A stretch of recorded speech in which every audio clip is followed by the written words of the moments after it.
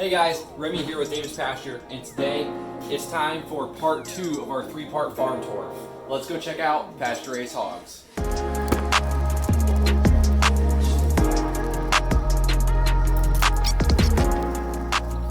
Alright, so we're out here in one of our hog paddocks. We raise our hogs in using temporary fencing, temporary electric fencing, so we can easily rotate them wherever we need them to be. This is one of the batch of hogs we've got currently. As you can see, they're out here enjoying the shade today. Most hogs don't get to enjoy happy, healthy life out on pasture like ours do, however. Most hogs in the United States are raised in CAFO operation, and they are kept inside in tight, confined spaces on concrete or plastic slats where they're in artificial lighting. They don't get a lot of fresh air.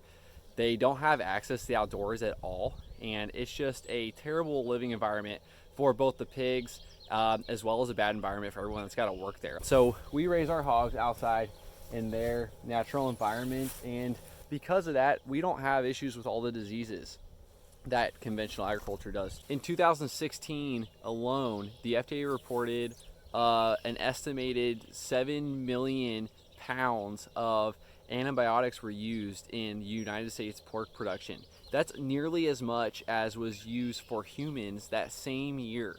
And of course, it's necessary because they're being raised in a disease prevalent environment where their immune systems are down, they're in dirty conditions, and that's going to happen.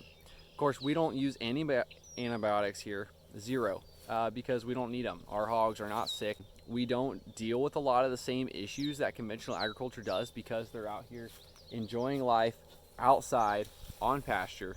They're getting fresh water, fresh GMO-free feed. They've got shade. They've got sunlight. They've got forage. You know, pigs are naturally rooters and tillers. That's their God-given ability.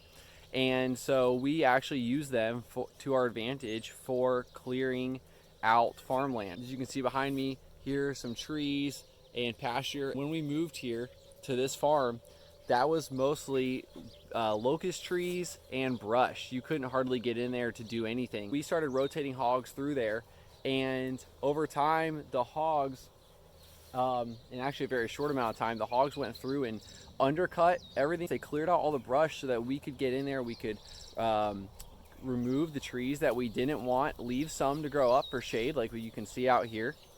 And now in all of their rooting and their tilling and their dozing, they disturbed, in a good way, all the seed that was sitting dormant in the soil. They brought it to the surface of the soil where it could germinate and grow, and now we've got grass and good forages growing all out here where we can rotate hogs through, as well as our ruminants, our cattle and our sheep.